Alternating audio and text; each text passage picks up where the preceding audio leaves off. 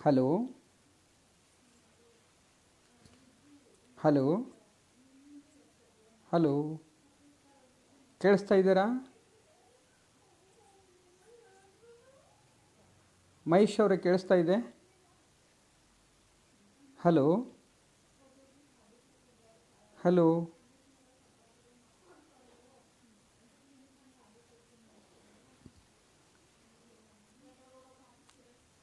Hello ಕೇಳಿಸ್ತಾ ಇದ್ದೀರಾ?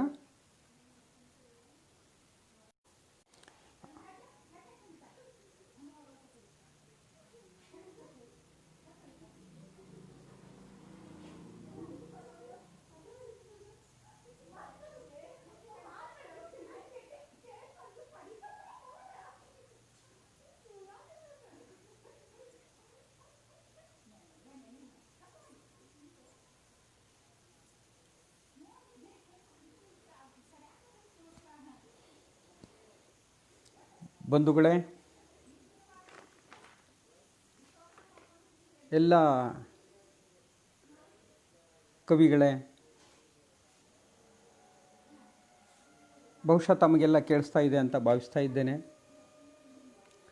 ನಾನು ಡಾಕ್ಟರ್ ಹರೀಶ್ ಕೋಲ್ಕಾರ್, ಬೆಳಗಾವಿಯಿಂದ ದಲಿತ ಸಾಹಿತ್ಯ ಪರಿಷತ್ತಿನ ರಾಜ್ಯ ದಲಿತ ಸಾಹಿತ್ಯ ಪರಿಷತ್ತಿನ ಕೋಶಾಧ್ಯಕ್ಷರಾಗಿ ಜವಾಬ್ದಾರಿಯನ್ನು ಹೊತ್ತುಕೊಂಡು ಕಾರ್ಯನಿರ್ವಹಿಸ್ತಾ ಇರುವಂಥ ಸಂದರ್ಭ. ಭಾಳ ಖುಷಿ ಕೊಟ್ಟಿದೆ 2 ದಿನ ನಾನು ಈ ಅಂತರ್ಜಾಲ ಆಧಾರಿತ ಕವಿಗೋಷ್ಠಿಯಲ್ಲಿ ನಿಮ್ಮೊಂದಿಗೆ ಕೂಡಿಕೊಂಡು ಈ ಕಾರ್ಯಕ್ರಮದಲ್ಲಿ ತೊಡಗಿ ತುಂಬ ಖುಷಿ ಪಟ್ಟಿದ್ದೇನೆ.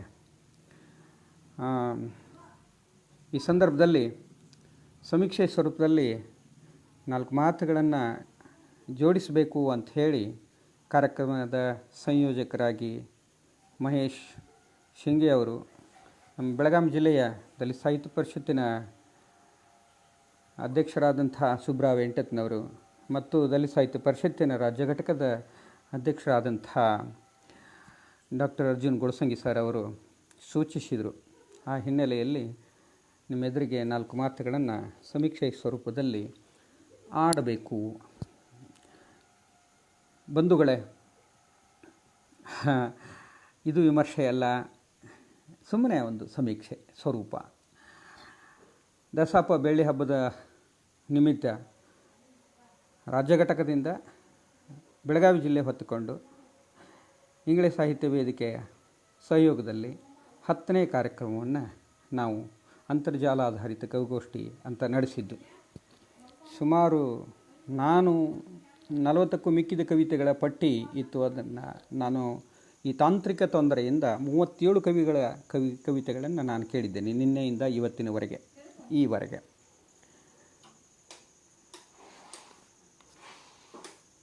ಸುಬ್ರಾವ್ರವರು ಭಾಳ ಚೆನ್ನಾಗಿ ಪ್ರಾಸ್ತಾವಿಕ ಮಾತುಗಳನ್ನು ಆಡಿ ಕವಿಗೋಷ್ಠಿಯ ಆಶಯ ಏನಾಗಿರಬೇಕು ಅನ್ನೋದನ್ನು ಹೇಳಿದರು. ನನಗೆ ಇಷ್ಟು ಜನ ಕವಿಗಳ ಈ ಕವಿತೆಯನ್ನು ಕೇಳಿದ ನಂತರ ಅನಿಸಿದ್ದೇನಂತಂದರೆ, ದಲಿತ ಕಾವ್ಯ ತನ್ನ ಜೀವಂತಿಕೆಯನ್ನು ಇನ್ನೂ ತುಂಬ ಬಿಗಿಯಾಗಿ, ಗಟ್ಟಿಯಾಗಿ, ತುಂಬ ಹಸಿಯಾಗಿ ಉಳಿಸಿಕೊಂಡಿದೆ ಅನ್ನುವಂಥದ್ದು. ಮತ್ತು ತುಂಬ ಸತ್ವಪೂರ್ಣ ಅಂದರೆ ಏನು? ಅದು ವಾಸ್ತವಿಕ ಬದುಕಿನ ಅನೇಕ ಆಯಾಮಗಳನ್ನು ಹಿಡಿದುಕೊಂಡು ಸತ್ವಯುತವಾಗಿ, ಅದು ನೆಲದ ಗುಣ ಇರ್ಬೋದು, ಏನೆಲ್ಲ ಜೀವನದ ಅನುಭವದ ಗುಣಗಳನ್ನು ಹಿಡಿದುಕೊಂಡಿರ್ಬೋದು. ಹೀಗೆ ಅದು ತುಂಬ ಸತ್ವಯುತವಾಗಿ ಮುಂದುವರಿಕೆಯ ವಾರಸುದಾರಿಕೆಯನ್ನು ಹೊತ್ತುಕೊಂಡು ನಡೆದಂತೆ ದೊಡ್ಡ ಪ್ರವಾಹವಾಗಿ ನಡೀತಾ ಇದೆ ಅಂತ ಅನಿಸಿದೆ. ಇಂಥ ವಾರಸುದಾರಿಕೆಯನ್ನು ಹೊತ್ತುಕೊಂಡು ಎಲ್ಲ ಕವಿಗಳು ಬಹುಶಃ ತಮ್ಮ ಕಾರ್ಯಜವಾಬ್ದಾರಿಯನ್ನು ಈ ಅಂತರ್ಜಾಲ ಆಧಾರಿತ ಕವಿಗೋಷ್ಠಿಯಲ್ಲಿ ಮೆರೆದಿದ್ದಾರೆ ಅಂತ ನನಗನ್ನಿಸ್ತಾ ಇದೆ. ಬಂಧುಗಳೇ, ದಲಿತ ಲೋಕದ ವಿಮೋಚನೆಯನ್ನೇ ಮುಖ್ಯವಾಗಿ ಹೊಂದಿವೆ ಎಲ್ಲ ಕವಿತೆಗಳ ಆಶಯಗಳು. ಹೀಗಾಗಿ ದಲಿತ ಲೋಕದ ನೋವು, ತಳಮಳ, ತಲ್ಲನ ಏನೆಲ್ಲ ಘಾಷಿತನವನ್ನು ಹಸಿ ಹಸಿಯಾಗಿ ಕಟ್ಟಿಕೊಡತಕ್ಕಂಥ ಪರಿವರ್ತನೆಯನ್ನು ಆಶಯವಾಗಿ ಉಳ್ಳಂಥ ಬದಲಾವಣೆಯನ್ನು ಸೂಚಿಸುವಂಥ ಸಮಸ್ಯೆಗಳನ್ನು ಅನಾವರಣಗೊಳಿಸುವಂಥ ದಲಿತ ಬದುಕಿನ ಅಥವಾ ಅಸ್ಪೃಶ್ಯ ಬದುಕಿನ ಅಥವಾ ಶೋಷಿತ ಜನಾಂಗದ ಬದುಕಿನ ಪರಿವರ್ತನೆ ಮತ್ತು ಅದಕ್ಕೆ ಪೂರಕವಾದ ನಿವಾರಣೋಪಾಯಗಳನ್ನು ನೀಡುವಂಥ ಇಂಥ ಅನೇಕ ಆಲೋಚನೆಗಳನ್ನು ಬಹುಶಃ ನಿನ್ನೆಯಿಂದ ಕವಿಗಳು ತಮ್ಮ ಕಾವ್ಯದ ಒಡಲೊಳಗೆ ಕಟ್ಟಿಕೊಟ್ಟಿದ್ದಾರೆ. ಮೊದಲ ದಿನ ಒಂದಿಷ್ಟು ಕವಿಗಳು, ಎರಡನೇ ದಿನ ಇನ್ನಷ್ಟು ಕವಿಗಳು ಈ ಓತಪ್ರೋತ ಧಾರೆಯನ್ನು ತುಂಬ ವಿಶಿಷ್ಟವಾಗಿಯೇ ಮುಂದುವರಿಸಿಕೊಂಡು ಬಂದು ಇಡೀ ರಾಜ್ಯದ ಕೇಳುಗ ಮನಸ್ಸುಗಳ ಮುಕ್ತತೆಯನ್ನು ಬಯಸಿದಂತೆ ಕವಿತೆಗಳನ್ನು ಬರೆದಿದ್ದಾರೆ. ಒಂದು ಕವಿಗೋಷ್ಠಿ ತುಂಬ ವೈಶಿಷ್ಟ್ಯಪೂರ್ಣವಾಗಿ 2 ದಿನಗಳ ಕಾಲ ನಡೆದಿದೆ. ಇಲ್ಲಿನ ಕವಿಗಳ ವೃತ್ತಿ ಬೇರೆ ಬೇರೆ, ಆದರೆ ಪ್ರವೃತ್ತಿ ಇಷ್ಟು ದೊಡ್ಡದಿದೆ, ಹೀಗಿದೆ. ಅದು ಇಡೀ ದಲಿತ ಲೋಕಕ್ಕೆ ಶೋಷಣೆಯನ್ನು ಅನುಭವಿಸುವ ಬದುಕಿಗೆ ಇಷ್ಟು ಮಾನವೀಯವಾದ ತಹತಹಿಕೆ ತಲ್ಲಣಗಳನ್ನು ಇಟ್ಕೊಂಡು ಸ್ಪಂದಿಸ್ತದೆ ಅನ್ನೋದೇ ಬಹಳ ದೊಡ್ಡದು. ಹೀಗಾಗಿ ಇಲ್ಲಿನ ಎಲ್ಲ ಕವಿತೆಗಳು ಮತ್ತು ಕವಿಗಳ ಮನಸ್ಸುಗಳು ತುಂಬ ಮಾನವೀಯವಾದ ನೆಲೆಯಲ್ಲಿ ಮೂಡಿ ಬಂದಂಥವುಗಳನ್ನು ನಾವು ದಲಿತ ಸಾಹಿತ್ಯ ಪರಿಷತ್ತಿನ ಎಲ್ಲ ಪದಾಧಿಕಾರಿಗಳಾದ ನಾವು ಮತ್ತು ನೀವು ಮರೆಯುವ ಹಾಗಿಲ್ಲ ಅನ್ನೋದು. ಇದು ನಮ್ಮ ಅಸ್ತಿತ್ವ, ಇದು ನಮ್ಮ ಅನನ್ಯತೆ, ಇದು ನಮ್ಮತನ ಅನ್ನುವ ರೀತಿಯ ಅಭಿವ್ಯಕ್ತಿ ಸ್ವರೂಪವನ್ನು ಈ ಎಲ್ಲ ಕವಿತೆಗಳು ತಮ್ಮ ಅಭಿವ್ಯಕ್ತಿ ಮಾಧ್ಯಮದಲ್ಲಿ ಅಭಿವ್ಯಕ್ತಪಡಿಸಿದ್ದಾರೆ. ಬಹಳ ಸಮಾಧಾನದ ಸಂಗತಿ ಅಂದರೆ ಒಂದಿಷ್ಟು ವಿಚಲಿತರಾಗದೆ ಎಲ್ಲ ಕವಿತೆಗಳಲ್ಲಿ ಬುದ್ಧ, ಬಸವ, ಅಂಬೇಡ್ಕರ್ರ ತತ್ವಗಳನ್ನು, ವಿಚಾರ ಪ್ರಣಾಳಿಕೆಯನ್ನು ಮುಂದುವರಿಸಿಕೊಂಡು ಹೋದಂಥದ್ದು. ಬಹುಶಃ ಒಂದು ಭಾಷೆಯ ನವಿರಾದ ಸ್ವರೂಪದಲ್ಲಿ ಒಬ್ಬರು ಕವಿಗಳಂತೂ ಅಂಬೇಡ್ಕರ್ರವರನ್ನು ಗುರು ಅನ್ನೋ ಭಾವದಲ್ಲಿ ಕಂಡರು. ನಾನು ಒಂದೊಂದಾಗಿ ಕವಿತೆಗಳನ್ನು ಉಲ್ಲೇಖ ಮಾಡ್ತಾ ಹೋದರೆ ನಾನು ನಿನ್ನೆಯಿಂದ ಟಿಪ್ಪಣಿ ಮಾಡ್ಕೊಂಡಿದ್ದೇನೆ, ಎಲ್ಲ ಕವಿತೆಗಳನ್ನು ಟಿಪ್ಪಣಿ ಮಾಡ್ಕೊಂಡಿದ್ದೇನೆ. ಅವನ್ನೆಲ್ಲವನ್ನು ಹೇಳಲಿಕ್ಕೆ, ಉಲ್ಲೇಖಿಸಲಿಕ್ಕೆ ಸಾಧ್ಯವಾಗುವುದಿಲ್ಲ ಅಂತ ಅನಿಸ್ತದೆ. ಸಮಯದ ಮಿತಿ ಮತ್ತು ಒಂದಿಷ್ಟು ಕ್ರೋಢೀಕರಣ ಸ್ವರೂಪದಲ್ಲಿ ಒಂದಿಷ್ಟು ಉಲ್ಲೇಖಗಳು ಅನಿವಾರ್ಯ. ಅವುಗಳನ್ನಷ್ಟು ಮಾತ್ರ ಉಲ್ಲೇಖಿಸಿ ನಾನು ನನ್ನ ಮಾತುಗಳಿಗೆ ಮಿತಿ ಹೇಳ್ತೇನೆ. ಬಹುಶಃ ಬಸವ ಅಂಬೇಡ್ಕರ್ ವಿಚಾರಧಾರೆ ನಮ್ಮ ದಲಿತ ಬದುಕಿನ ವಿಮೋಚನೆಗೆ ದೊಡ್ಡ ರಹದಾರಿ. ಬುದ್ಧ, ಬಸವ, ಅಂಬೇಡ್ಕರ್ ಅವರ ಆಲೋಚನೆಗಳ ಸರಣಿಯನ್ನು ನಮ್ಮ ಬದುಕಿನ ಬೆಳಕಾಗಿ ಕಾಣುವ ಆಶಾಭಾವದ ಹವನಿಕೆಯ ದೊಡ್ಡ ಪ್ರವಾಹ ಅದು ಕಾವ್ಯ ಚಿಂತನೆಯ ಸ್ವರೂಪದಲ್ಲಿ ಕನ್ನಡ ಸಾಹಿತ್ಯ ಮತ್ತು ಇನ್ನುಳಿದ ಎಲ್ಲ ಬೇರೆ ಬೇರೆ ರೀತಿಯ ದಲಿತೇತರ ನೆಲದಿಂದಲೂ ಹರಿದು ಬಂದಿದ್ದನ್ನು ನಾವು ನೋಡಬಹುದಾಗಿದೆ. ಆದರೆ ದಲಿತ ನೆಲೆಯಿಂದ ಬಂದ ಆ ಕಾವ್ಯದ ಹದ ಇದೆಯಲ್ಲ, ಅದು ಬಹಳ ನೋವಿನ, ತಳಮಳದ, ತಲ್ಲಣದ, ತುಂಬ ಆಪ್ತವಾದ ಮತ್ತು ತಪ್ತವಾದ ಸ್ವರೂಪದಲ್ಲಿ ಅದು ಅಭಿವ್ಯಕ್ತಗೊಳ್ತಾ ಇದ್ದದ್ದನ್ನು ಮರೆಯುವ ಹಾಗಿಲ್ಲ. ದಲಿತ ಸಾಹಿತ್ಯದ ಎಲ್ಲ ಸಂವೇದನೆಗಳನ್ನು ಬಹುಶಃ ಇಲ್ಲಿನ ಕವಿತೆಗಳು ಒಳಗೊಂಡುವು ಅಂಥೇಳಿ ನಾನು ಹಾಗೆ ಅನ್ನೋದಿಲ್ಲ. ಕಾರಣ ಅಂತಂದರೆ ಒಂದಿಷ್ಟು ಇನ್ನೂ ಅನೇಕ ವಿಚಾರಗಳು ಅಭಿವ್ಯಕ್ತವಾಗುವಂಥವುಗಳು ಉಳಿದಿದ್ದಾವೆ. ಮತ್ತು ಒಂದು ಕವಿತೆಯ ಮೂಲಕ ಅಥವಾ ಕೆಲವು ಕವಿಗಳನ್ನು ಇಟ್ಟುಕೊಂಡು ಏನೆಲ್ಲ ಆಶಯಗಳನ್ನು ನಾವು ಕಟ್ಟಿಕೊಡ್ತೀವಿ ಅಥವಾ ಕಟ್ಟಿಕೊಳ್ತೀವಿ ಅನ್ನೋದು ಇರುವುದಿಲ್ಲ ಅನ್ನುವಂಥದ್ದು. ಹಾಗೆ ಅದು ಅದು ಅದು ಚಾಸ್ತಾ ಹೋಗ್ತಕ್ಕಂಥದ್ದು, ಅದರ ಹಾಸನ್ನು ಚಾಸ್ತಾ ಹೋಗ್ತಕ್ಕಂಥದ್ದು. ಹೀಗಾಗಿ ಒಂದು ಆಯಾಮ ಅದು ತನ್ನ ಚಾಚನ್ನು ಎಲ್ಲಿವರೆಗೆ ಅದು ಚಾಚಬೇಕೋ ಹಾಗೆ ಅಷ್ಟರ ಮಟ್ಟಿಗೆ ಬೀಸಿದೆ ತನ್ನ ಚಾಚನ್ನು ಅಂಥೇಳಿ ನನಗೆ ಅನ್ನಿಸಿದೆ. ಇದು ಭಾಳ ದೊಡ್ಡ ಸಮಾಧಾನದ ಸಂಗತಿ. ಉದಾಹರಣೆಗೆ ಶಿಕ್ಷಣದ ಕುರಿತು, ಪರಿವರ್ತನೆಯ ಆಶಯದ ಕುರಿತು, ಉದ್ಯೋಗ ಪರಿವರ್ತನೆ, ನಮ್ಮ ಬದುಕಿನ ಪರಿವರ್ತನೆ, ಸಾಮಾಜಿಕ ಪರಿವರ್ತನೆ, ಹೀಗೆ ಪರಿವರ್ತನೆ ಆಶಯಗಳನ್ನು ಕುರಿತು, ನಮ್ಮ ಏಕತೆಯ ಕುರಿತು, ದಲಿತ ಲೋಕದ ಏಕತೆಯ ಕುರಿತು, ವಿಶೇಷವಾಗಿ ಒಗ್ಗೂಡುವಿಕೆಯ ಕುರಿತು, ಅನೇಕ ದಲಿತ ಜಾತಿಗಳೆಲ್ಲ ಒಡೆದು ಚೂರಾಗಿ ಹೋದಂಥ ಸಂದರ್ಭದಲ್ಲಿ ಅದರ ಏಕತೆಯು ಕೂಡ ಅಷ್ಟೇ ಮುಖ್ಯವಾದಂಥ ಸಂದರ್ಭ ಇವತ್ತಿನದು ಅನ್ನುವ ಹಿನ್ನೆಲೆಯಲ್ಲಿ ಅದರ ಏಕತೆಯ ಕುರಿತು, ಜಾತಿ ಮತ ಧರ್ಮಗಳ ಕುರಿತು, ಅವುಗಳ ಗೊಡ್ಡು ಸಂಪ್ರದಾಯದ ಕುರಿತು ಅನುಸರಣೆಯ ಅದು ಒಂದಿಷ್ಟು ಅದು ನಾವೇನಂತೇವೆ ಅದು ಮೌಢ್ಯದ ಅನುಸರಣೆ ಅಥವಾ ನಮ್ಮ ಅಪಕ್ವ ಅನುಭವದ ಹಿನ್ನೆಲೆಯಲ್ಲಿ ಅದು ಅನುಸರಣೆಗೊಳ್ಳುತ್ತಾ ಬಂದಂಥ ಸ್ವರೂಪದಲ್ಲಿ ಬಂದಂಥ ಈ ಧರ್ಮದ ಗೊಡ್ಡು ಸಂಪ್ರದಾಯದ ಇವುಗಳ ಅನುಸರಣೆಯ ಕುರಿತು ಇವೆಲ್ಲಗಳ ಕುರಿತು ಆಲೋಚನೆಗಳು ಕವಿತೆಗಳೊಳಗೆ ಮೂಡಿ ಬಂದಿವೆ ಅನ್ನೋದನ್ನು ನಾವು ನೋಡಬೇಕಾದಂಥದ್ದು. ಬಹುಶಃ ಕಾವ್ಯದ ಭಾಷೆಯ ದೃಷ್ಟಿಯಿಂದಲೂ ಕೂಡ, ಅಂದರೆ ಈಗೆಲ್ಲ ಮಾತಾಡಿದ್ದೆಲ್ಲ ಇಡೀ ಕಾವ್ಯದ ತತ್ವದ ಹಿನ್ನೆಲೆಯಲ್ಲಿ ನಮ್ಮ ಕವಿಗಳು ಎಷ್ಟು ಗಂಭೀರವಾಗಿ ಆಲೋಚನೆಗಳನ್ನು ಮುಂದಿಟ್ಟರು ದಲಿತರ ವಿಮೋಚನೆ ಮತ್ತು ಬಿಡುಗಡೆ ಕುರಿತು. ಬಂಧುಗಳೇ, ಕಾವ್ಯ ಭಾಷೆಯ ದೃಷ್ಟಿಯಿಂದ ಇಲ್ಲಿ ಎಲ್ಲ ಕವಿಗಳು ಬಹಳ ವಿಶಿಷ್ಟವಾದ ರೀತಿಯ ಛಾಪ್ ಒಂದನ್ನು ಹಿಡಿದಿದ್ದಾರೆ. ಒಂದು ಕಾವ್ಯ ಎನ್ನುವಂಥದ್ದಕ್ಕೆ ನಾವು ಕಾವ್ಯ ಮೀಮಾಂಸೆಯ ಪರಿಭಾಷೆಯನ್ನು ಇಟ್ಟುಕೊಂಡೇ ಕಟ್ಟಿಕೊಟ್ರೆ ಅದು ಕಾವ್ಯ ಅನ್ನುವಂಥ ಒಂದು ಆಲೋಚನೆಗಳು ಏನಿದ್ದಾವಲ್ಲ, ಅದೆಲ್ಲ ದಲಿತ ಸಾಹಿತ್ಯದ ಸಂದರ್ಭದ ಕಾಲಕ್ಕೆ ಮುರಿದು ಬಿತ್ತು. ಹಾಗಂತ ಕವಿತೆಗೆ ಹೀಗೇ ಇರಬೇಕಾದ ಮಾನದಂಡವೇನೂ ಇಲ್ಲ. ಆದರೆ ಕವಿತೆಗೆ ಒಂದಿಷ್ಟು ಅದರದೇ ಆದಂಥ ತಾಂತ್ರಿಕ ಅವಯವದ ಸ್ವರೂಪ ಒಂದು ಸೃಷ್ಟಿಯಾಗಬೇಕು ಅನ್ನುವಂಥದ್ದು ಕವಿತೆಯ ಸೌಂದರ್ಯ. ಹಾಗಾಗಿ ಪ್ರಾಸವಿಲ್ಲದ ಪದವ ತಾಸು ಹಾಡಿದರೇನು ಅನ್ನುವಂಥ ಆಲೋಚನೆ. ಕವಿಗಳೆಲ್ಲ, ಆಧುನಿಕ ಕವಿಗಳೆಲ್ಲ ವಿಶೇಷವಾಗಿ ಛಂದ ಬಂಧಗಳನ್ನು ವಿಶೇಷವಾಗಿ ಪ್ರಾಸದಲ್ಲೇ ಉಳಿಸಿಕೊಂಡರು. ಅದು ಅಕ್ಷರ ಮಾತ್ರೆ ಮುಂತಾದವುಗಳ ಛಂದಸ್ಸಿನ ಗೊಡುವಿಗೆ ಹೋಗಲಿಲ್ಲ. ಹೀಗಾಗಿ ಪ್ರಾಸವೊಂದನ್ನು ಸಹಜ ಪ್ರಾಸವಾಗಿ ಉಳಿಸಿಕೊಂಡ್ರು ಅನ್ನೋದನ್ನು ನಾವು ಮರೆಯುವ ಹಾಗಿಲ್ಲ. ನಿನ್ನೆ ಮತ್ತು ಇವತ್ತಿನ ಕವಿಗಳ ಕವಿತೆಗಳಲ್ಲಿ ಅನೇಕ ರೀತಿಯ ಪ್ರಾಸದ ಛಂದ ಸ್ವರೂಪ ಅಭಿವ್ಯಕ್ತವಾಗಿದೆ. ಆಮೇಲೆ ಭಾಷೆಯ ಗಾಂಭೀರ್ಯತೆಯನ್ನು ಮಾತ್ರ ತುಂಬ ವಿಶೇಷವಾಗಿ ರೂಪಕದ ದೃಷ್ಟಿಯಲ್ಲಿ ಮತ್ತು ಪ್ರತಿಮೆಗಳ ಸ್ವರೂಪದಲ್ಲಿ, ನುಡಿಗಟ್ಟುಗಳ ಸ್ವರೂಪದಲ್ಲಿ ಬಹಳ ಚೆನ್ನಾಗಿ ಕಟ್ಟಿಕೊಟ್ಟಿದ್ದಾರೆ. ಹೀಗಾಗಿ ಭಾಷೆಯ ದೃಷ್ಟಿಯಿಂದ ತುಂಬ ವಿಶಿಷ್ಟವಾದ ರೂಪಕ ಪ್ರತಿಮೆಗಳ ಸೃಷ್ಟಿಯನ್ನು ಮಾಡಿದರು. ನುಡಿಗಟ್ಟುಗಳನ್ನು ಇಷ್ಟು ಹಸಿಯಾಗಿ ನೆಲದ ನೆಲೆಯಿಂದ ಮತ್ತು ನೆಲದ ಗುಣದಿಂದ ಮತ್ತು ಭಾವದ ಒಡಲೊಳಗಿಂದ, ದಲಿತ ಭಾವ ಇದೆ ಇಲ್ಲ, ಆ ಭಾವದ ಒಡಲೊಳಗಿಂದ ಕಟ್ಟಿಕೊಟ್ರು ಅನ್ನೋದನ್ನು ಮರೆಯುವ ಹಾಗಿಲ್ಲ. ಮತ್ತು ಇವು ಪರಂಪರೆ ನೆಲೆಯಲ್ಲಿ ಹಾಗೆ ಮುಂದುವರಿಕೆಯ ಸ್ವರೂಪ, ಕಾವ್ಯದ ಮುಂದುವರಿಕೆಯ ಸ್ವರೂಪದಲ್ಲಿ ಭಾಷೆಯ ಮುಂದುವರಿಕೆ ಯಥಾವತ್ತಾಗಿ ಬರುವುದಿಲ್ಲ.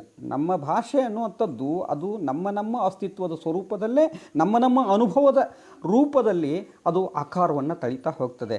ಹಾಗಾಗಿ ಈ ಹೊಸ ರೂಪಕ ಮತ್ತು ಪ್ರತಿಮೆಗಳು ಸೃಷ್ಟಿಯಾಗುತ್ತಾ ಹೋಗುತ್ತವೆ. ಅವು ಯಾವುದೋ ಒಂದು ಕಾಲಕ್ಕೆ ಮೂಡಿ ನಿಂತವುಗಳು, ಅವುಗಳನ್ನೇ ಬಳಸಿಕೊಂಡು ನಾವು ಮುಂದುವರಿಬೇಕು ಅನ್ನುವಂಥದ್ದೇನಿಲ್ಲ. ದಲಿತ ಲೋಕದ ಪ್ರತಿಮೆಗಳೇ ಅದ್ಭುತವಾಗಿವೆ. ದಲಿತ ಲೋಕದ ಪ್ರತಿಮೆಗಳು, ದಲಿತ ಲೋಕದ ರೂಪಕಗಳು ತುಂಬ ಅದ್ಭುತವಾಗಿವೆ ಅನ್ನುವಂಥದ್ದನ್ನು ನಾವು ಮರೆಯುವ ಹಾಗಿಲ್ಲ. ಹಾಗೆ ಅಂಥ ರೂಪಕಗಳನ್ನು, ಅಂಥ ಪ್ರತಿಮೆಗಳನ್ನು ನಮ್ಮ ಇಷ್ಟು ಜನ ಕವಿಗಳ ಕಾವ್ಯದಲ್ಲಿ ನಾನು ಕಂಡೆ ಅನ್ನೋದು ನನಗೆ ಖುಷಿ ಕೊಡುವ ಸಂಗತಿ. ಕೆಲವು ಕವಿತೆಗಳು ಒಂದಿಷ್ಟು ವಾಚ್ಯವಾಗಿದ್ದು, ವಾಚ್ಯ ಕವಿತೆಯೊಳಗೆ ಇರಬಾರದು ಅನ್ನುವಂಥ ಆಲೋಚನೆಗಳು ಬಂದವು. ವಾಚ್ಯ, ಸಹಜ ವಾಚ್ಯ ಅನ್ನುವಂಥ ಒಂದು ಸ್ವರೂಪದಲ್ಲಿಯೂ ಆಲೋಚನೆ ನಡೀತು. ವಾಚ್ಯವಾದರೆ ಅದು ಸಂತೆಯ ಸುದ್ದಿಯಾದೀತು ಅನ್ನುವಂಥ ಆಲೋಚನೆಗಳೆಲ್ಲ ಬಂಧುಗಳೇ, ಒಂದು ಕಾಲಕ್ಕೆ ವಾಚ್ಯವೂ ಅನಿವಾರ್ಯವಾಗಿತ್ತು. ಸಿದ್ಧಲಿಂಗಯ್ಯನವರ ಕಾಲಘಟ್ಟವನ್ನೆಲ್ಲ ನಾವು ತೆಗೆದುಕೊಂಡ್ರೆ, ಯಾರಿಗೆ ಬಂತು ಎಲ್ಲಿಗೆ ಬಂತು 47ರ ಸ್ವಾತಂತ್ರ್ಯ, ಇಕ್ರಲ ಒದಿರಲ ಈ ಕಳ್ಳು ಸುಳ್ಳೆ ಮಕ್ಕಳ ಮೂಳೆ ಮುರಿಲ್ಲ, ಅದೇ ಅಲ್ಲ ಅದು ವಾಚ್ಯ. ಆ ಕಾಲದ ಒತ್ತಡದ ಹಿನ್ನೆಲೆಯಲ್ಲಿ ಮೂಡಿ ಬಂದಂಥ ಭಾಷೆಯ ಗಟ್ಟಿತನ ಅದು. ರಣ್ಣನಿಗೆ ಗಂಡು ಕವಿ, ಗಂಡು ಭಾಷೆ, ಉತ್ತರ ಕರ್ನಾಟಕದ್ದು ಹೀಗೆಲ್ಲ ಅಂತೇವಲ್ಲ, ಹಾಗೆ ಇಡೀ ದಲಿತ ಲೋಕದ ಗಂಡುತನ ಇದೆ ಒಂದು ಭಾಷೆಗೆ. ಹೀಗಾಗಿ ಅದನ್ನು ಆ ಕಾಲದಲ್ಲಿ ಕಟ್ಟಿಕೊಟ್ರು ಯಾರು? ಸಿದ್ಧಲಿಂಗಯ್ಯನವರು. ಆ ಕಾಲ ಸಮಕಾಲೀನ ಗೆಳೆಯರ ಬಗ್ಗೆ ಬೋಳು ಬಂಡಪ್ಪ ಮುಂತಾದ ಎಲ್ಲ ಕವಿಗಳಿದ್ರಲ್ಲ, ಅವರೆಲ್ಲ ಕಟ್ಟಿಕೊಟ್ರು. ಅದು ಆ ಕಾಲಕ್ಕೆ ಅನಿವಾರ್ಯವೂ ಆಗಿತ್ತು ಅನ್ನುವಂಥದ್ದು. ಹಾಗಿದ್ದು ಅದನ್ನು ಹಾಗೇ ಮುಂದುವರಿಸಿಕೊಂಡು ಬಂದೆವು ಅನ್ನುವ ಹಾಗಿಲ್ಲ. ಕಾವ್ಯದ ಸೊಗಸು, ಸೌಂದರ್ಯ ಮತ್ತು ಅದರ ಆತ್ಯಂತಿಕ ಸ್ಥಿತಿಯಲ್ಲಿ ನಮಗೆ ಲಭಿಸಬೇಕಾದ ನವೀನ ಭಾಷೆಯ ಅವ್ಯಕ್ತಿ ರೂಪ, ಇವುಗಳನ್ನು ಎಚ್ಚರದಲ್ಲೇ ಮುಂದೆ ಬಂದಂಥ ಕವಿಗಳು ಉಳಿಸಿಕೊಂಡೇ ಬಂದಿದ್ದಾರೆ. ಈ ಕಾವ್ಯದ ಸ್ವರೂಪಗಳನ್ನೂ ಕೂಡ ಅಧ್ಯಯನ ಮಾಡಿದ ನಮ್ಮ ಗೆಳೆಯ ಬಳಗ ಭಾಳ ದೊಡ್ಡದಿದೆ. ದಲಿತ ಕಾವ್ಯದ ಬರಹದ ಸ್ವರೂಪ ಇದೆ ಇಲ್ಲ, ದಲಿತ ಕಾವ್ಯದ ಅವ್ಯಕ್ತಿ ಸ್ವರೂಪ ಇದೆ ಇಲ್ಲ, ಇದನ್ನು ಕೂಡ ತುಂಬ ವಿಶಿಷ್ಟವಾಗಿ ಸಂಶೋಧನೆ ನಿಲುವಿನಲ್ಲಿ ಅಧ್ಯಯನ ಮಾಡಿದ ಗೆಳೆಯ ಬಳಗ ಸಾಕಷ್ಟಿದೆ ಅನ್ನೋದನ್ನು ನಾವು ಮರೆಯುವ ಹಾಗಿಲ್ಲ. ಇನ್ನೊಂದು ಖುಷಿ, ಬೇಂದ್ರೆ ಒಂದು ಮಾತನ್ನು ಆಡಿದರು, ನಾನು ಇದಕ್ಕೆ ಜೋಡಿಸ್ತೇನೆ. ಬೇಂದ್ರೆ ಜನ ಭಾಷೆಯನ್ನು ಬಳಸಿದರು, ಜನಪದ ಭಾಷೆಯನ್ನು ಬಳಸಿದರು, ಹೀಗೆಲ್ಲ ಮಾತುಗಳಿವೆ. ಬೇಂದ್ರೆ ದೇಶಿ ಭಾಷೆಯನ್ನು ಬಳಸಿದರು ಅನ್ನೋ ಮಾತಿದೆ. ಕುವೆಂಪು ಶಿಷ್ಟ ಭಾಷೆಯನ್ನು ಬಳಸಿದರು ಅನ್ನುವಂಥ ಆಲೋಚನೆಗಳಿವೆ. ಬೇಂದ್ರೆ ವಿಶೇಷವಾಗಿ ಈ ಜನಪದವನ್ನು ಬಳಸಿಯೂ ಜನಪದವಲ್ಲದ, ನೋಡಿ, ಶಿಷ್ಟವನ್ನು ಬಳಸಿಯೂ ಶಿಷ್ಟವಲ್ಲದ ಇಂಥ ಭಾಷೆಯೊಂದನ್ನು ತಮ್ಮ ಸ್ವಂತಿಕೆಯಾಗಿ ತಮ್ಮ ಕಾವ್ಯದ ಅಭಿವ್ಯಕ್ತಿಯ ಸ್ವರೂಪವಾಗಿ ಕಟ್ಟಿಕೊಂಡಂಥದ್ದಿದೆ. ಹಾಗಾಗಿ ಪ್ರತಿಯೊಬ್ಬ ಕವಿಗೂ ಅವನದೇ ಆದಂಥ ಅಭಿವ್ಯಕ್ತಿ ಸ್ವರೂಪ ಇದ್ದೇ ಇರ್ತದೆ. ದಲಿತ ಕಾವ್ಯದಲ್ಲಿ ವಿಶೇಷವಾಗಿ ಒಂದಿಷ್ಟು ವಾಚ್ಯ ಅನಿವಾರ್ಯ ಅನ್ನುವುದನ್ನು ನಾವು ಇನ್ನೂ ಆಲೋಚಿಸುವಂಥ ಕಾಲ ಇದ್ದೇ ಇದೆ. ಹೀಗಾಗಿ ವಾಚ್ಯವನ್ನು ದಲಿತ ಸಾಹಿತ್ಯ ಒಂದು ಕಾವ್ಯ ಸೌಂದರ್ಯವಾಗಿಯೇ ಸ್ವೀಕರಿಸುವಂಥ ಕಾಲ ನಮ್ಮದೂ ಆಗಿದೆ ಅನ್ನೋದನ್ನು ಮರೆಯುವ ಹಾಗಿಲ್ಲ. ಆದರೆ ಆ ವಾಚ್ಯವನ್ನೂ ಮೀರಿ ಇವತ್ತಿನ ಸಂದರ್ಭದಲ್ಲಿ ಸಂಕೇತ ಭಾಷೆಯನ್ನು ಬಳಸಿಕೊಂಡು ಹೊಸ ಹೊಸ ರೂಪಕ ಪ್ರತಿಮೆಗಳನ್ನು ಸೃಷ್ಟಿ ಮಾಡಿಕೊಂಡು ತುಂಬ ತಾತ್ವಿಕ ನೆಲೆಯಲ್ಲಿ ಕವಿತೆಗಳನ್ನು ಬರೆಯುವಂಥ ಬಹಳ ವಿಶಿಷ್ಟ ಬರಹಗಾರರು ನಮ್ಮ ಸಮಕಾಲೀನ ಸಂದರ್ಭದಲ್ಲಿ ಅದ್ಭುತ ಕವಿತೆಗಳನ್ನು ರಚಿಸ್ತಾ ಇದ್ದಾರೆ ಅನ್ನೋದನ್ನು ಮರೆಯುವ ಹಾಗಿಲ್ಲ. ಬಹಳ ಸಂತೋಷ ಅಂತಂದರೆ ಹೊಸ ಕವಿಗಳು ಸಿಕ್ಕರು ನಮಗೆ. ದಲಿತ ಸಾಹಿತ್ಯ ಪರಿಷತ್ತು ಮುಖ ಮಾಡೋದೇ ಇಂಥ ಹೊಸ ಬರಹಗಾರರ ಕಡೆಗೆ. ಆ ಬರಹಗಾರ ಸಿಕ್ಕರು. ನಿನ್ನೆ ತಾನೇ ಗೋಳಸಂಗಿ ಸರ್ ಅವರು ಭಾಳ ಖುಷಿಪಟ್ಟರು, ಸುಬ್ರಾ ವೆಂಕಟನವ್ರು ಖುಷಿಪಟ್ಟರು. ಹೊಸ ಹೊಸ ಬರಹಗಾರರನ್ನು ಕಾಣುವಂಥ ಸಂದರ್ಭ ಬಂತಲ್ಲ, ಭಾಳ ಖುಷಿ ಬಂಧುಗಳೇ. ಈ ಸಂದರ್ಭದಲ್ಲಿ ಅಧ್ಯಕ್ಷರ ಜೊತೆಗೆ ಮಾತನಾಡಿದಾಗ ಈ ಎಲ್ಲ ಕವಿತೆಗಳನ್ನು ಒಂದಿಷ್ಟು ಪುಸ್ತಕದ ಸ್ವರೂಪದಲ್ಲಿ ನಾವು ಮತ್ತೆ ಕಟ್ಟಿಕೊಡುವಂಥ ಸಂದರ್ಭ ಬಂದರೆ ಅದನ್ನೆಲ್ಲ ಸರಿಪಡಿಸಿಕೊಂಡು ಕಟ್ಟಿಕೊಡೋಣ ಅಂಥ ಆಲೋಚನೆ ಮಾಡೋಣ ಅಂತ ಭರವಸೆ ಕೊಟ್ಟಿದ್ದಾರೆ ರಾಜ್ಯಾಧ್ಯಕ್ಷರು ಅರ್ಜುನ್ ಗೋಳಸಂಗಿ ಸರ್. ಅದಕ್ಕಾಗಿ ಅದು ನಮ್ಮ ಜವಾಬ್ದಾರಿ ಅನ್ನುವ ನಿಟ್ಟಿನಲ್ಲಿ ಸುಬ್ರಾ ವೆಂಕಟನವರು ಮತ್ತು ಮಹೇಶ್ ಶಿಂಗೆ ಅವರು ಇದನ್ನು ಚೆನ್ನಾಗಿ ನಿರ್ವಹಿಸಬಲ್ಲರು ಅನ್ನುವಂಥ ಒಂದು ಆಶಾಭಾವನೆಯನ್ನು ನಾನು ಈ ಸಂದರ್ಭದಲ್ಲಿ ತಾಳ್ತೇನೆ. ಭೀಮ ಕವಿಯ ಹೆಸರಿನಲ್ಲಿ ಪುಸ್ತಕ ಭೀಮ ಪ್ರಶಸ್ತಿ ಅಂಥೇಳಿ ಅದು ಒಂದು ನೋಟಿಫಿಕೇಷನ್ ಕೊಡಲಾಗಿತ್ತು ನಾವು.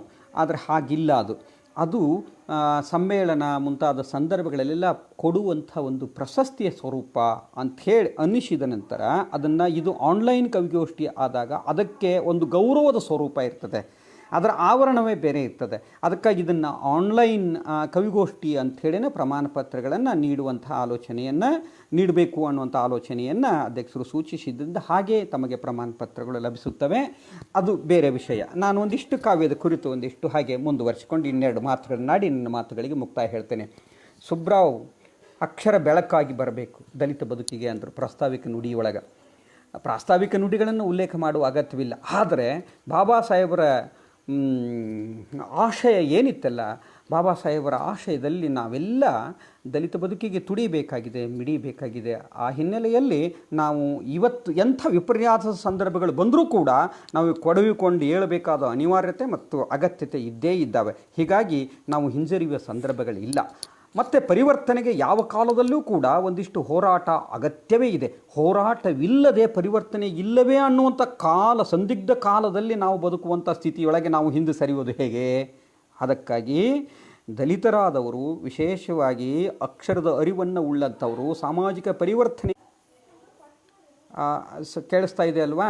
ಸೊ ಅಕ್ಷರದ ಆಶಯಗಳ ಪರಿವರ್ತನೆಯನ್ನು, ಅಕ್ಷರಗಳನ್ನು ಇಟ್ಟುಕೊಂಡು ಪರಿವರ್ತನೆಯ ಆಶಯಗಳನ್ನು ಹೊಂದಿದಂಥ ಕವಿಗಳು ಸಹಜವಾಗಿ ಭಾಳಷ್ಟು ಬದಲಾವಣೆಗೆ ನಿರಂತರ ತುಡಿಯಬೇಕಾದ, ಹೋರಾಟ ಮಾಡಬೇಕಾದ ಮತ್ತು ಬೀದಿಗೆ ಇಳಿಯಬೇಕಾದ ಈ ಅಸ್ಪೃಶ್ಯ ದಲಿತ ಶೋಷಿತ ಜನಾಂಗದ ಮನಕ್ಕೆ ಮುಟ್ಟಬೇಕಾದ ಆ ನಿಟ್ಟಿನಲ್ಲಿ ಕಾರ್ಯಜವಾಬ್ದಾರಿಯನ್ನು ಮುಂದುವರಿಸಬೇಕಾದ ಜವಾಬ್ದಾರಿ ನಮ್ಮೆಲ್ಲರ ಮೇಲೆ ಇದೆ. ಸ್ವಾಭಿಮಾನ, ಧೈರ್ಯ ನಮ್ಮ ಆಸ್ತಿಯಾಗಬೇಕು. ಶಿಕ್ಷಣದ ಮೂಲಕ ಅರಿವು ನಮ್ಮ ಶಕ್ತಿಯಾಗಬೇಕು. ಇದನ್ನು ಭಾಳ ಸುಂದರವಾಗಿ ಸುಬ್ಬಣ್ಣ ಮಾತನಾಡಿದ್ದಾರೆ. ನನಗೆ ಅದು ಇಂಗಳಿಯಿಂದ ಸಹೋದರಿ ಅಮೃತ ಮಾತಾಡಿದಳು. ಅಮೃತ ಪವಾರ್ ಅವರು ನಮ್ಮ ಮಹೇಶ್ರವರ ತಂಗಿಯಂತೆ, ಮರಾಠಿ ಮಾತೃಭಾಷೆ, ಆದರೆ ಕನ್ನಡವನ್ನು ಚೆನ್ನಾಗಿ ಮಾತನಾಡಿದಳು. ಕನ್ನಡ ಕವಿತೆಯನ್ನು ತುಂಬ ಚೆನ್ನಾಗಿ, ಒಂದಿಷ್ಟು ವಾಚ್ಯವಿತ್ತು. ಅವಳು ಇನ್ನೂ ಒಳ್ಳೆಯ ಕವಿಯತ್ರಿ ಆಗ್ತಾಳೆ ಅಂತ ಅನಿಸಿದೆ. ಭಾಳ ಖುಷಿ ಅಂತಂದರೆ ಸ್ವಪ್ನ ಮೇಡಮ್ರವರು, ರಾಯಚೂರಿನ ಸಹೋದರಿ ಸ್ವಪ್ನ ಮೇಡಮ್ರವರು ಕತ್ತಲೆಯ ಕೂಪದಲ್ಲಿ ಹೊರಳಾಡಿ ನಾವು ಎಲ್ಲರಿಗೂ ನ್ಯಾಯದ ತಕ್ಕಡಿ ಹೊರಳಾಡಿ ನಾವು ಹೇಗೆ ಜೀವನವನ್ನು ಕಳೆದಂಥವ್ರು ಎಲ್ಲರಿಗೂ ನ್ಯಾಯದ ತಕ್ಕಡಿ ಸಿಗಲಿಲ್ಲ ಅಂತ ಹೇಳಿ ಹೀಗೆ ತುಂಬ ನೋವಿನ ಮತ್ತು ತುಂಬ ಆಪ್ತವಾದ ಭಾಷೆಯಲ್ಲಿ ಕವಿತೆಯನ್ನು ವಾಚನ ಮಾಡಿದರು. ನನಗೆ ಭಾಳ ಮನಸ್ಸೆಳೆದದ್ದು ಅಂತಂದರೆ ಮೋಹನ್ ಮಿರ್ಲೆಯವರು ಭಾಳ ಅದ್ಭುತ ಕವಿತೆಯನ್ನು ವಾಚನ ಮಾಡಿದರು. ತುಮಕೂರು ಜಿಲ್ಲೆಯಿಂದ ನೀಲಿ ಹೂ ಅರಳಿದವು ಮನಸ್ಸನ್ನು ಸೆಳೆಯಿತು. ಒಳ್ಳೆ ಕವಿತೆ, ಅದ್ಭುತ ನುಡಿಗಟ್ಟುಗಳನ್ನು ಬಳಸಿದ್ದಾರೆ ಕವಿತೆಯೊಳಗೆ. ಶತಮಾನಗಳ ಕ್ರೌರ್ಯಕ್ಕೆ ಧರ್ಮದ ಕೊಂಡಿ, ಪ್ರಾಣಿ ಪಕ್ಷಿ ಸಾಕುವಾತ ಮನುಷ್ಯರನ್ನು ನೋಡಲಿಲ್ಲ, ಸ್ವಾತಂತ್ರ್ಯದ 47 ಮುಟ್ಟಲಿಲ್ಲ ಎಲ್ಲರನ್ನ, ಭೀಮಶಕ್ತಿ ಭೀಮಯುಕ್ತಿ ಎಲ್ಲರನ್ನ ಎಚ್ಚರಿಸಬೇಕು, ಎಲ್ಲರನ್ನ ಹಿಂಗೆ ಎಚ್ಚರಿಸಿದರೂ ಇವತ್ತಿಗೆ ಈ ರೀತಿಯ ನೋವು ಸಂಕಟ ಪರಿತಾಪಗಳು ಹಾಗೆ ಮುಂದುವರಿದಿವೆ ಎಲ್ಲ ಅನ್ನುವಂಥ ವಿಷಾದ ಭಾವದಲ್ಲಿ ಮೋಹನ್ ಮಿರ್ಲೆಯವರು ತುಂಬ ವಿಶಿಷ್ಟವಾದ ಕವಿತೆಯನ್ನು ವಾಚಿಸಿದರು. ಸುರೇಶ್ ಅವರು ಮೈಲಿಗೆ ಮುರಿದವರು ಅನ್ನುವಂಥ ಕವಿತೆಯಲ್ಲಿ ಸಾಮಾಜಿಕ ಪಿಡುಗಿನ ಅನಾವರಣ ಮಾಡಿದರು. ಜಾತಿ ಮತ ಇತ್ಯಾದಿ ಸಾಮಾಜಿಕ ಬಹುದೊಡ್ಡ ಪಿಡುಗು ಅದು. ಕವಿತಾ ಬಳ್ಳಾರಿಯವರು ಕಗ್ಗತ್ತಲು ಅನ್ನೋ ಕವಿತೆಯನ್ನು ವಾಚಿಸಿದರು. ದಲಿತರ ಬದುಕಿಗೆ ಕವಿದ ಕತ್ತಲು ಇನ್ನೂ ಹರಿದಿಲ್ಲ ಎಂಬ ಭಾವ ಅವರಲ್ಲಿ. ರವಿ ಗುಂಡಮೂರ್ತಿ ಅನ್ನುವಂಥವ್ರು ರೆಪ್ಪೆ ಮುಚ್ಚಿದ ಕಣ್ಣು ಕಮಲಾಪುರದಿಂದ ಭಾಳ ವಿಶಿಷ್ಟವಾಗಿ ದಲಿತರ ಬದುಕಿನ ನೋವುಗಳ ತಳಮಳಗಳನ್ನು ಅಭಿವ್ಯಕ್ತಪಡಿಸಿದರು. ಅಶ್ವಜಿತ್ ದಂಡಿನಿ ಶಬ್ದ ಏನು ನುಡಿಗಟ್ಟುಗಳನ್ನು ಬಳಸಿದರು. ಅಶ್ವಜಿತ್ ದಂಡಿನ್ರವರು ನನ್ನ ಜನ ಅಂತ ಒಂದು ಕವಿತೆಯೊಳಗೆ, ಹೊಟ್ಟೆಗೆ ಬಟ್ಟೆಗೆ ಸತ್ತರು ನನ್ನ ಜನ ಅನ್ನವಿಲ್ಲದೆ ಕುಂತರು, ದೊರೆತನದ ನಿಷ್ಠೆ ಇಟ್ಟು ತಬ್ಬಲಿಗಳಾಗಿ ಬಲಿಯಾದ ಏಕಲವ್ಯರು. ದೊರೆತನದ ನಿಷ್ಠೆ ಇಟ್ಟು ತಬ್ಬಲಿಗಳಾಗಿ ಬಲಿಯಾದ ಏಕಲವ್ಯರು. ಬಹಳ ಸುಂದರವಾದ ರೀತಿಯಲ್ಲಿ ದಲಿತ ಬದುಕಿನ ಈ ಭಾವನೆಯನ್ನು ಬಿಚ್ಚಿಡ್ತಕ್ಕಂಥ ಅಭಿವ್ಯಕ್ತಿ ಸ್ವರೂಪ. ವಿನಾಯಕ ನಂದಿಯವರು ದಲಿತರ ಶೋಷಣೆ ಮತ್ತು ಬಿಡುಗಡೆ ಹೆಸರಿನಲ್ಲಿಯೇ ಹೊಟ್ಟೆಪಾಡಿಗಾಗಿ ದಲಿತರ ದುಡಿತದ ಕಥೆಯನ್ನು ಅಸಹಾಯಕ ಸ್ಥಿತಿಯನ್ನು ಅನಾವರಣ ಮಾಡಿದರು. ಶಿವರಾಜ್ ಅವರು ಕಂಬಾಲಹಳ್ಳಿ ಅನ್ನುವಂಥ ಕವಿತೆಯನ್ನು ವಾಚನ ಮಾಡಿದರು. ಅದ್ಭುತವಾದಂಥ ಕವಿತೆ, ಅತ್ಯುತ್ತಮ ಕವಿತೆ. ನಿಮಗೆ ಹೇಳೋದಂದರೆ ಕ್ರೌರ್ಯದ ಘಟನೆಯನ್ನು ತುಂಬ ಹಸಿಯಾಗಿ ಕಟ್ಟಿಕೊಟ್ಟಿದೆ. ಶಿವರಾಜ್ ಒತ್ತು ಮುರಿಯವರು ಬಹಳ ವಿಶಿಷ್ಟವಾದ ಕವಿತೆಯನ್ನು ವಾಚನ ಮಾಡಿದರು. ಬಹುಶಃ ವಿಮರ್ಶೆಗೆ ಒಮ್ಮೊಮ್ಮೆ ಕವಿತೆಗಳು ತೆಕ್ಕೆ ಹಿಡಿಸೋದಿಲ್ಲ ಅನ್ನುವಂಥ ರೀತಿಯಲ್ಲಿ ದಲಿತ ವಿಮರ್ಶೆ ಅನ್ನುವಂಥದ್ದು ಎಷ್ಟು ಆಲೋಚನೆ ಮಾಡಿದರೂ ಅದು ಹೊರಗೇ ಉಳಿಯುವಂಥ ರೀತಿಯ ತಹತೈಕೆ ತಲ್ಲಣಗಳನ್ನು ಉಳಿಸಿಕೊಂಡೇ ಬಂದಿದೆ ಅನ್ನುವಂಥ ಸ್ಥಿತಿ ಸ್ವರೂಪದ್ದಾಗಿದೆ. ಹೀಗಾಗಿ ಶಿವರಾಜ್ ಒತ್ತುಮುರಿಯವರ ಕಂಬಾಲಹಳ್ಳಿ ನೋಡಿ, ಕಂಬಾಲಹಳ್ಳಿಗೆ ಸಂಬಂಧಿಸಿದಂಥ ಏನೆಲ್ಲ ಘಟನೆಗಳಿಗೆ ಸಂಬಂಧಿಸಿ ಆಲೋಚನೆ ಮಾಡಬೇಕಾದಂಥ ಅವರೆಲ್ಲರ ಬಿಡುಗಡೆ ಆಯಿತು. ಅಂಥ ಭಯಂಕರವಾದ ಹಿಂಸೆಯನ್ನು ಮಾಡಿಯೂ ನ್ಯಾಯಾಲಯದಿಂದ ಅವರಿಗೆ ಅಂಥ ಅನ್ಯಾಯವನ್ನು ಮಾಡಿದವರಿಗೆ ಮುಕ್ತಿ ಸಿಕ್ಕಿತು. ಎಂಥ ದುರಂತ, ಎಲ್ಲಿದೆ ಈ ಸಾಮಾಜಿಕ ನ್ಯಾಯ ಅನ್ನುವಂಥದ್ದು, ನ್ಯಾಯಾಲಯ ಅನ್ನುವಂಥದ್ದು? ಇದು ನಮ್ಮೆದುರಿಗೆ ಬಹಳ ನೋವಿನ ಸಂಗತಿ ಬಂಧುಗಳೇ. ಅದಕ್ಕಾಗಿ ಶಿವರಾಜ್ ಒತ್ತುಮುರಿಯವರ ಕಂಬಾಲಹಳ್ಳಿ ಕ್ರೌರ್ಯದ ಘಟನೆ ಅತ್ಯುತ್ತಮವಾದ ಕವಿತೆ. ಅದು ಹಸಿ ಅನುಭವಗಳನ್ನು ಆ ಇಡೀ ಕರಾಳ ಚರಿತ್ರೆಯನ್ನು ತುಂಬ ವಿಶಿಷ್ಟವಾಗಿ ಕಟ್ಟಿಕೊಟ್ಟಂಥ ಕವಿತೆ. ಗುರುಸಿದ್ಧ ಸ್ವಾಮಿಯವರು ಹೊಸ ಇತಿಹಾಸ ಅಂತ ಮಾನವೀಯತೆಯ ಪ್ರತಿಪಾದನೆ. ನಮ್ಮ ಇಡೀ ದಲಿತ ಬದುಕೇ ಮಾನವೀಯವಾಗಿ ಬದುಕಿದ್ದು. ಬಹುಶಃ ಮಾನವೀಯತೆಯ ಪ್ರತಿಪಾದನೆಯನ್ನು ಭಾಳ ಚೆನ್ನಾಗಿ ಮಾಡಿದರು. ದುರ್ಗಾಲಕ್ಷ್ಮೀ ನಾರಾಯಣರವ್ರ ಕವಿತೆ ನನಗೆ ತಾಂತ್ರಿಕ ತೊಂದರೆಯಿಂದ ಕೇಳಿಸ್ಲಿಕ್ಕೆ ಆಗಲಿಲ್ಲ. ಮಲ್ಲಿಕಾರ್ಜುನ ಕಕ್ಮರಿಯವರು ಕವಿತೆಯನ್ನು ವಾಚನ ಮಾಡಿದರು. ನಮ್ಮ ಬೆಳಗಾವಿ ಜಿಲ್ಲೆಯವರು. ಅವರು ಒಂದು ದಲಿತರ ಅವಿಶ್ರಾಂತ ದುಡಿತದ ಸ್ವರೂಪವನ್ನು ಅನಾವರಣ ಮಾಡುತ್ತಾ ದಲಿತರಿಗೆ ಇಂದು ಸಮಾನತೆ ಸಿಕ್ಕಿದೆ, ಅವರು ಶೋಷಿತರಲ್ಲ ಎಂದು ಕವಿತೆಯೊಳಗೆ ಹೇಳಿದರು. ಆದರೂ ಕೂಡ ಒಂದಿಷ್ಟು ಅರ್ಧ ಸತ್ಯದ ಪ್ರತಿಪಾದನೆ ಅನ್ನೋ ಹಾಗೆ ಆದರೆ ಇತ್ತು. ಅದು ಎಷ್ಟೋ ಹಳ್ಳಿಗಳಲ್ಲಿ ಇವತ್ತಿಗೂ ಜಾತಿ ಮತ್ತು ಧರ್ಮ ಮತ ಕುಲ ದೇವರು ದಿಂಡ್ರು ಗುಡಿ ಗುಂಡಾರಗಳಿಗೆ ಪ್ರವೇಶ ಇರಲಾರ್ದಂಥ ಚಹಾ ಮುಂಗಟ್ಟುಗಳನ್ನು ಒಂದಿಷ್ಟು ಪ್ರತಿಬಂಧಿಸಿದಂಥ ಸ್ವರೂಪಗಳು ಇವತ್ತಿಗೂ ಕೂಡ ಇದ್ದಾವೆ. 21ನೇ ಶತಮಾನಕ್ಕೆ ನಾವು ಕಾಲಿಟ್ಟರೂ ಕೂಡ ದಲಿತರಿಗೆ ಏನೆಲ್ಲ ಬಿಡುಗಡೆ ಆಗಿದೆ ಅನ್ನೋ ಹಾಗಿಲ್ಲ. ಇದನ್ನು ಅವರು ಎಲ್ಲ ದಲಿತರಿಗೆ ಇವತ್ತು ಶೋಷಿತರಲ್ಲ, ಅರ್ಧ ಸತ್ಯದ ಒಂದು ಪ್ರತಿಪಾದನೆ ಅಂತ ಅನಿಸ್ತು. ಆದರೆ ದಲಿತರ ಅವಿಶ್ರಾಂತ ದುಡಿತದ ಸ್ವರೂಪದ ಅನಾವರಣ ಮಾತ್ರ ತುಂಬ ಚೆನ್ನಾಗಿ ಮಾಡಿದರು ಕಕ್ಮರಿಯವರು. ನಾಗರಾಜು ಕವಿತೆ ದೊರಕಲಿಲ್ಲ. ನಾನು ಆಮೇಲೆ ಅದು ಎಲ್ಲ ಏನು ಅದು ವಯಸ್ಸಿನಲ್ಲಿ ಕ್ರಿಯೇಟ್ ಆಗಿದೆ, ಉಳಿದುಕೊಂಡಿದೆ, ಅದನ್ನೆಲ್ಲ ನೋಡ್ತೇನೆ ನಾನು. ಅಮರ್ ಬಿರ್ಡಿಯವರು ಹಾಡನ್ನು ಹಾಡುವುದರ ಮೂಲಕ ನಿಮಗೇಕೆ ಬೇಕು ಅನ್ನುವಂಥ ಒಂದು ಕವಿತೆಯೊಳಗೆ ದಲಿತರ ಮೂಢನಂಬಿಕೆ, ಧರ್ಮದ ಶುಷ್ಕ ಆಚರಣೆ ಇವುಗಳಿಂದ ದಲಿತರು ಹೊರಬರಬೇಕಾಗಿದೆ, ಬುದ್ಧ ಬಸವ ಅಂಬೇಡ್ಕರ್ ಮಾರ್ಗ ಹಿಡಿದುಕೊಂಡು ನಡಿಬೇಕಾಗಿದೆ ಅಂತ ಹೇಳಿದರು.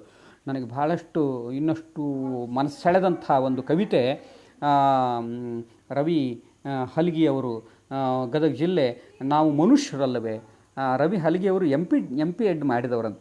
ಆದರೆ ನೋಡಿ, ವೃತ್ತಿ ಬೇರೆಯೇ, ಪ್ರವೃತ್ತಿ ಮನುಷ್ಯನನ್ನು ಭಾಳ ದೊಡ್ಡವನನ್ನಾಗಿ ಮಾಡ್ತಾಯಿದೆ.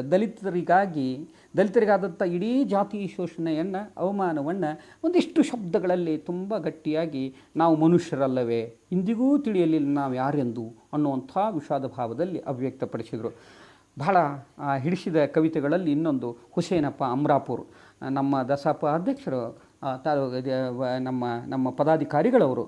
ಹುಸೇನಪ್ಪ ಒಳ್ಳೆಯ ಸಾಹಿತ್ಯವನ್ನು ರಚಿಸಿದ್ದಾರೆ. ಬುದ್ಧ ಭೂಮಿ ಅಂತ, ದಲಿತರ ಬದುಕು ಇಡೀ ಪೊರಕೆಯಾಗಿದೆ ಅನ್ನೋದನ್ನು ಇಷ್ಟು ಸಂಕೇತವಾಗಿ ಅವರು ತಮ್ಮ ಕವಿತೆಗಳಲ್ಲಿ ತಮ್ಮ ಕವಿತೆಯಲ್ಲಿ ಅಭಿವ್ಯಕ್ತಪಡಿಸಿದರು. ವೃತ್ತಿಗಳೆಲ್ಲ ಜಾತಿಗಳಾದಂಥ ವಿಪರ್ಯಾಸವನ್ನು ಅವರು, ಜಾತಿ ಭ್ರಮೆ, ಪ್ರಭುತ್ವದ ಶಕ್ತಿಗಳು ಮಾಡುತ್ತಿರುವ ಅಮಾನವೀಯ ಏನೋ ಕಾರ್ಯಗಳು, ಇಂದಿಗೂ ಜಾತಿ ಜಾಡ್ಯವಾಗಿ ನಮ್ಮನ್ನು ಹಿಂಡತಕ್ಕಂಥ ಒಂದು ಸ್ಥಿತಿ, ಬುದ್ಧನ ಭೂಮಿಯಲ್ಲಿ, ಬಸವನ ಬೆಳಕಿನಲ್ಲಿ ಅಂಬೇಡ್ಕರ್ ಆಶಯಗಳನ್ನು ಬಿತ್ತಿ ಬೆಳೆದುಕೊಳ್ಳಲಾರದೆ ಹೋದರೆ ನಾವು ನಮ್ಮ ಬದುಕಿಗೆ ಬಿಡುಗಡೆ ಇಲ್ಲ ಅನ್ನುವಂಥ ನಿಲುವನ್ನು ಹುಸೇನಪ್ಪ ಅಮ್ರಾಪುರ್ ಬಹಳ ಸುಂದರವಾಗಿ ಅಭಿವ್ಯಕ್ತಪಡಿಸಿದ್ದಾರೆ.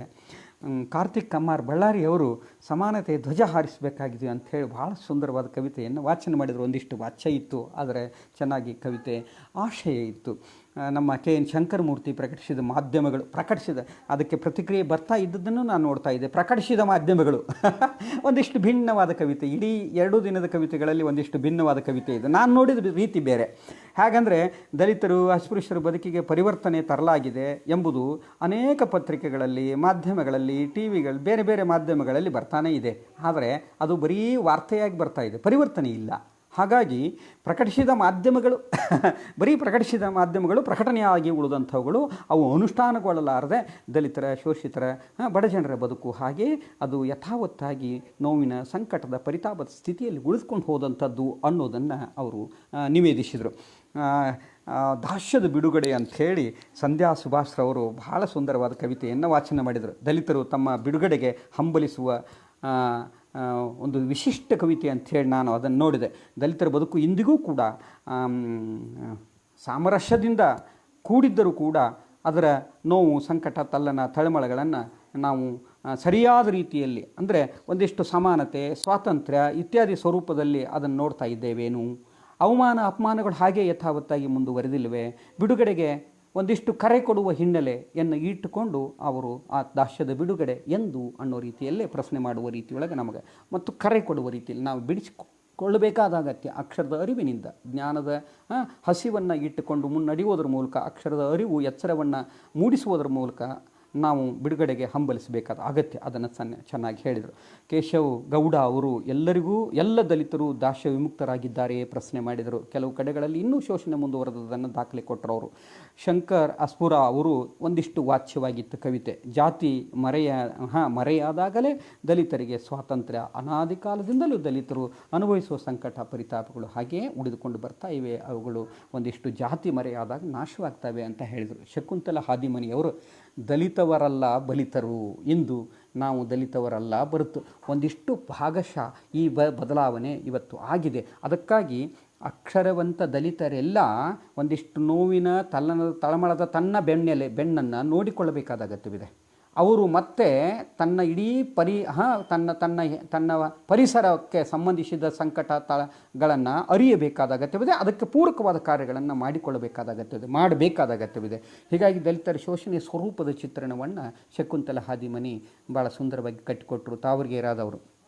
ಆಮೇಲೆ ಮಹೇಶ್ ರುದ್ರಾಕರ್ ಅವರ ಕವಿತೆ ತಾಂತ್ರಿಕ ದೋಷದಿಂದ ನನಗೆ ಗೊತ್ತಾಗಲಿಲ್ಲ. ದುರ್ಗಪ್ಪ ಗುಡದೂರವರು ದಲಿತರ ಶೋಷಣೆ ಮತ್ತು ಬಿಡುಗಡೆ ಕುರಿತು ಮಾತನಾಡಿದರು. ಬಂಧುಗಳೇ, ನಾನು ಕೊನೆಯದಾಗಿ ಮಾತುಗಳನ್ನು ಮುಗಿಸ್ತಾ ಇರುವ ಕಾಲ ಇನ್ನೊಂದು 3-4 ಕವಿತೆಗಳನ್ನು ಉಲ್ಲೇಖಿಸ್ತೇನೆ ನಾನು. ಹೇಮಲತಾ KN ಅಂತ ತುಮಕೂರಿನಿಂದ ಒಳ್ಳೆಯ ಕವಿತೆ, ಏಕತೆಯ ಮಂತ್ರ. ಬಹುಶಃ ಎಲ್ಲ ಅಸಮಾನತೆ ಅಳಿದು ಹೋದಾಗ ಉಳಿಯುವುದು ಮಾನವ ಕುಲ ಅನ್ನುವಂಥದ್ದು. ಪಂಪ ಹೇಳಿದಲ್ಲ ಹಾಗೆ, ಬಸವ ಹೇಳಿದಲ್ಲ ಹಾಗೆ, ದಾರ್ಶನಿಕರೆಲ್ಲ ಹಾಗೆ ಹೇಳಿದ್ದಾರೆ. ಮಾನವ ಕುಲ ಅನ್ನುವಂಥದ್ದು ನಿರ್ಮಾಣವಾಗಬೇಕು. ಅದು ಎಲ್ಲ ಮಿತಿಗಳನ್ನು ಮೀರಿದ ಮುಕ್ತವಾದ ಸ್ವರೂಪದಲ್ಲಿ ಸೃಷ್ಟಿಯಾಗಬೇಕು. ಬೆಳಗಲಿ ಏಕತೆಯ ಮಂತ್ರ, ಮನುಷ್ಯ ಕುಲಂ ತಾನೊಂದೇ ವಲಂ ಅನ್ನುವಂಥ ನಿಟ್ಟಿನಲ್ಲಿ. ಮಹಾದೇವ ಸ್ವಾಮಿ ಅದ್ಭುತ. ನಮ್ಮ ಪದಾಧಿಕಾರಿಗಳವರು ಮಹಾದೇವ ಸ್ವಾಮಿಯವರು ತೋರು ಬೆರಳು ಅಂತ ತುಂಬ ವಿಶಿಷ್ಟವಾದ ಕವಿತೆಯನ್ನು ವಾಚಿಸಿದರು. ಡಾಕ್ಟರ್ ಬಾಬಾ ಸಾಹೇಬ್ ಅಂಬೇಡ್ಕರ್ ಅವರಿಗೆ ಸ್ವದೇಶಿ ನೆಲದಲ್ಲಿ ಆಗುತ್ತಿರುವ ಅಪಮಾನಗಳು, ಆದರೆ ಹೊರ ಜಗತ್ತಿನ ತುಂಬೆಲ್ಲ ಅಂಬೇಡ್ಕರ್ ಬೆಳಕಾಗಿ ಬಂದಂಥ ಸ್ವರೂಪವನ್ನು ಅದ್ಭುತವಾಗಿ ಚಿತ್ರಿಸಿದರು. ದಲಿತರಿಗೆ ಅಂಬೇಡ್ಕರ್ ಅವರೇ ಗುರು ಮತ್ತು ಗುರಿ ಅನ್ನುವಂಥ ಒತ್ತಾಸೆಯನ್ನು ನಮ್ಮ ಮುಂದಿಟ್ಟರು. ಭೀಮರಥ ವಿಮೋಚನೆಗೆ ಇಂದಿಗೂ ಚಲಿಸುತ್ತಿದೆ. ನಿಜವಾಗಿಯೂ ಕೂಡ ಎಂಥ ಮಾತು ಆಲೋಚನೆ ನೋಡಿ. ಭೀಮರಥ ಇಂದಿಗೂ ವಿಮೋಚನೆಗಾಗಿ ಚಲಿಸುತ್ತಿದೆ ಅನ್ನುವಂಥ ಆಶಯವನ್ನು ಅವರು ವ್ಯಕ್ತಪಡಿಸಿದರು. ಆನಂದ್ ಹಕ್ಕೆನ್ನವರು ಔರಾದಿಯಿಂದ ರಾಮದುರ್ಗದಿಂದ ದಲಿತರು ಮಾನವರಲ್ಲವೇ ಅಂತ ಪ್ರಶ್ನೆ ಮಾಡಿದರು. ದಲಿತರ ಒಗ್ಗೂಡಿಕೆ ಆಶಯ ವ್ಯಕ್ತಪಡಿಸಿದರು. ನಂಗೆ ಭಾಳ ಖುಷಿ ಅಂದರು.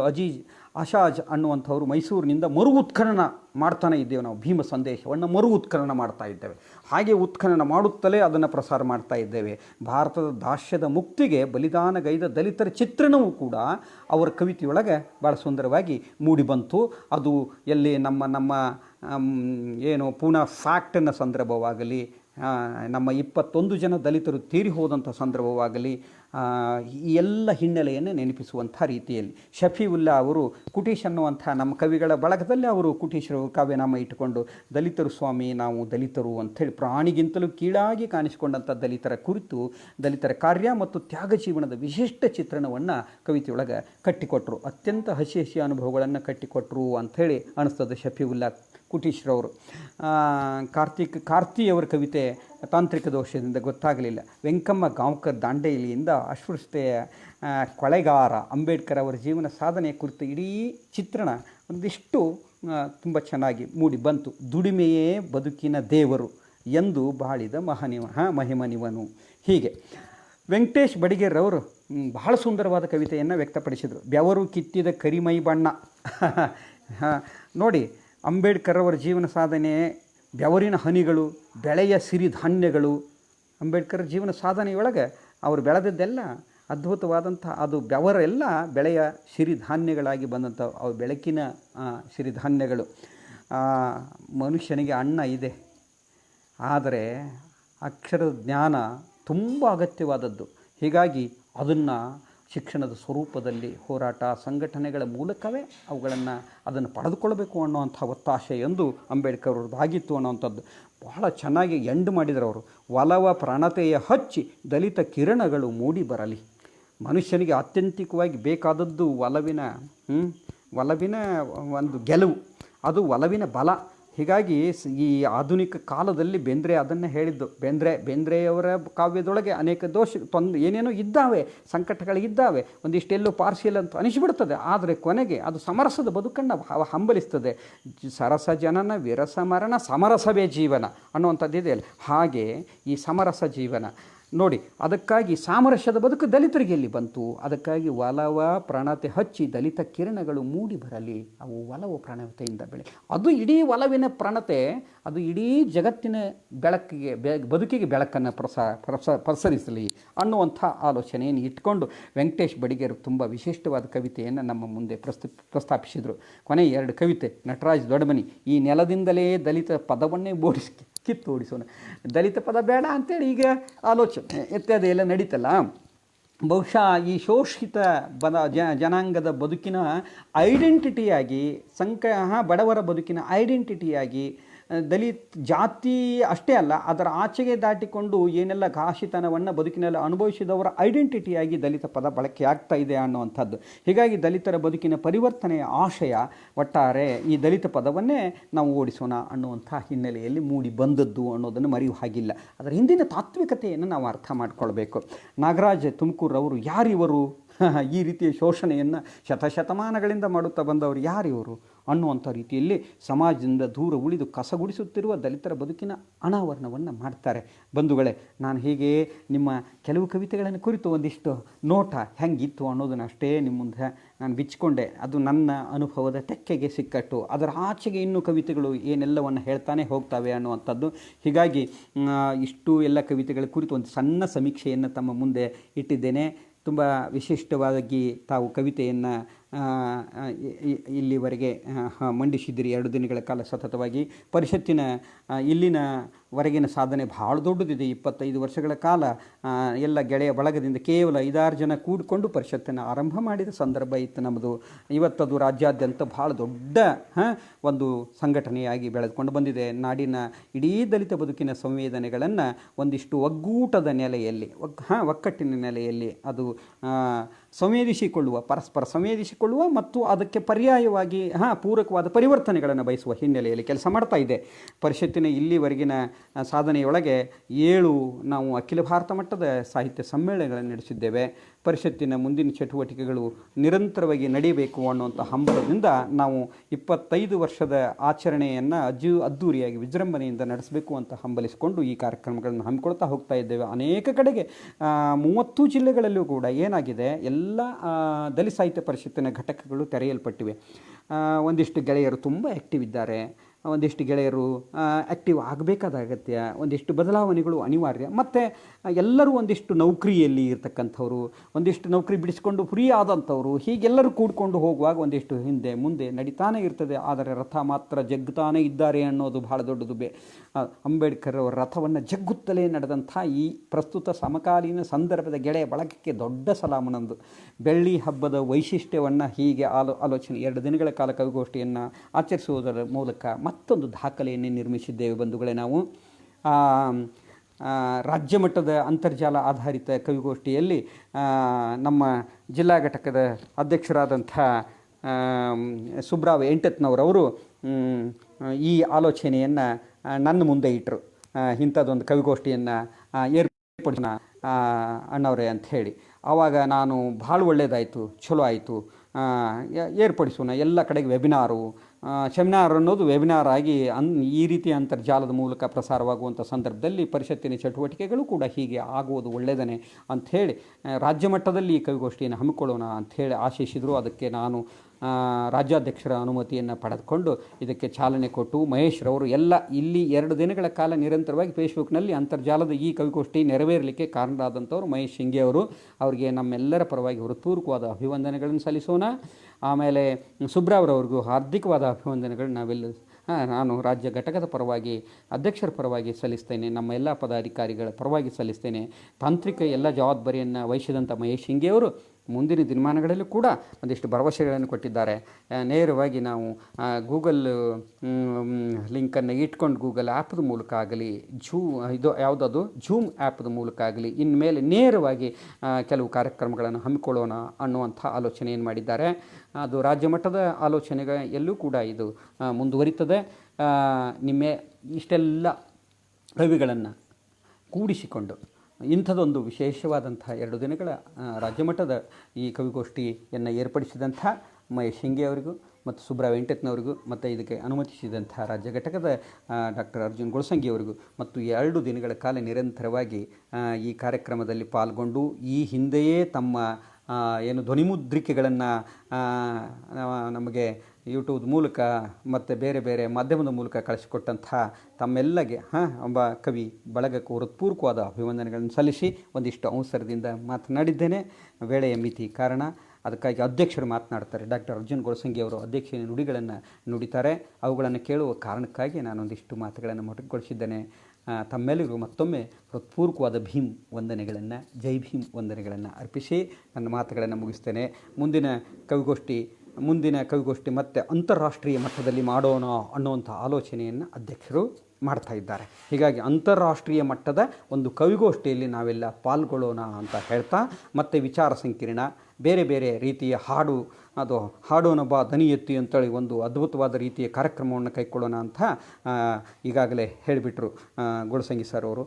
ಇಂಥ ಕಾರ್ಯಕ್ರಮವನ್ನು ನಾವೆಲ್ಲ ಈಗ ಮುಂದುವರಿಸ್ಕೊಂಡು ಹೋಗೋಣ ಅಂತ ಹೇಳ್ತಾ ತಮ್ಮೆಲ್ಲರಿಗೂ ಹೃತ್ಪೂರ್ವಕವಾದ ಅಭಿವಂದನೆಗಳನ್ನು ಸಲ್ಲಿಸಿ, ಜೈ ಭೀಮ್ ವಂದನೆಗಳನ್ನು ಸಲ್ಲಿಸಿ ನನ್ನ ಮಾತುಗಳನ್ನು ಮುಗಿಸ್ತೇನೆ. ವಂದನೆಗಳು.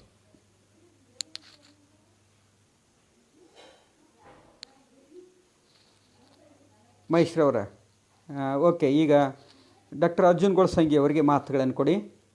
ನಾನು ಇಲ್ಲಿಂದ ನಿರ್ಗಮಿಸ್ತೇನೆ. ಈಗ ಡಾಕ್ಟರ್ ಅರ್ಜುನ್ ಗೊಳಸಂಗಿ ಅವರಿಗೆ ಮಾತುಗಳನ್ನು ಕೊಡಿ.